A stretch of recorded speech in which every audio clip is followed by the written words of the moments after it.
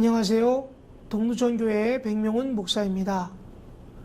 오늘은 역대상 9장 1절부터 9절까지의 말씀을 가지고 포로 생활에서 돌아온 백성들이라는 제목으로 잠시 묵상하는 시간을 갖도록 하겠습니다.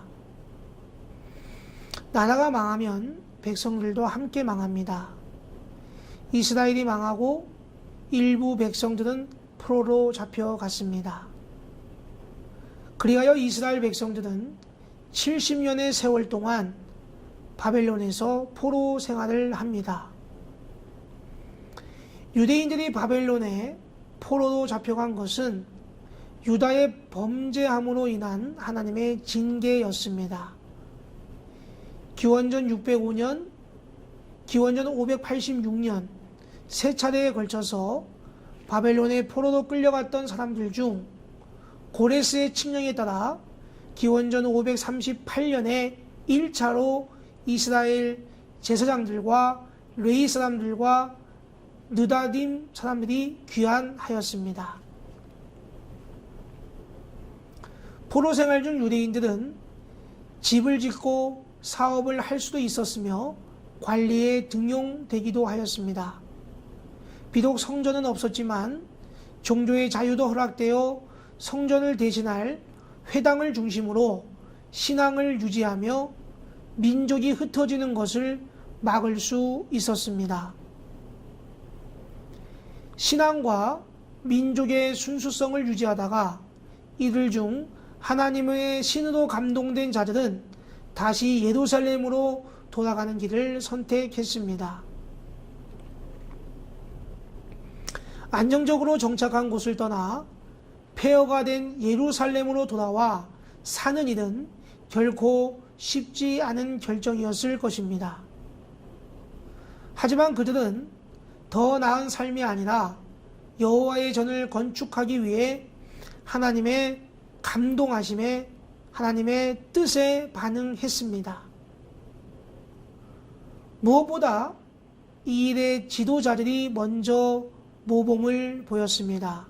내가 원치 않아도 하나님이 원하시면 가야 할 곳이 있고 해야 할 일이 있습니다. 예루살렘으로 돌아왔을 때에는 무너진 성전을 재건하고 제사 제도를 회복하여 하나님께 참된 예배를 드리는 것이 당면 과제였습니다. 하나님의 이름으로 백성들을 축복하고 율법을 가르치고 깨우치는 일을 하였습니다. 백성들은 새롭게 하나님의 역사하심과 그분께 순종하는 법을 배우게 되었습니다. 부르심에 순종하는 것이 가장 형통하고 복된 길입니다. 포로된 자리에서 해방되어 자유함을 얻고 본향으로 돌아온 유다 백성들의 모습은 오늘날의 성도님들의 모습과 같습니다. 즉 죄의 세계에서 해방되어 구원의 은총에 감사하며 하늘의 본향을 향해 나아가는 우리들의 모습과 동일합니다. 우리는 돌아갈 본향이 있기에 이 세상에 너무 집착하지 말고 살아야 합니다. 우리가 범죄하여 하나님과의 교제가 단절되고 절망만이 남았을 때 무엇보다도 먼저 하나님의 말씀을 찾아야 합니다. 징벌은 또 다른 희망을 내포하고 있습니다. 징벌이 하나님께서 왔듯이 위로 또한 하나님으로부터 오는 것입니다.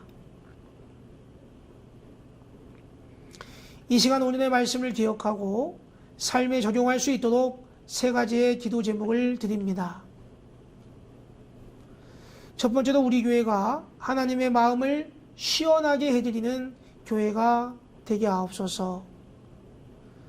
두 번째로 온 가족이 죄에 대하여 민감하며 즉각적인 회개를 하게 하옵소서. 마지막 기도 제목입니다. 때를 따라 돕는 은혜와 피할 길을 내시는 하나님을 기쁘시게 하는 삶을 살게 하옵소서.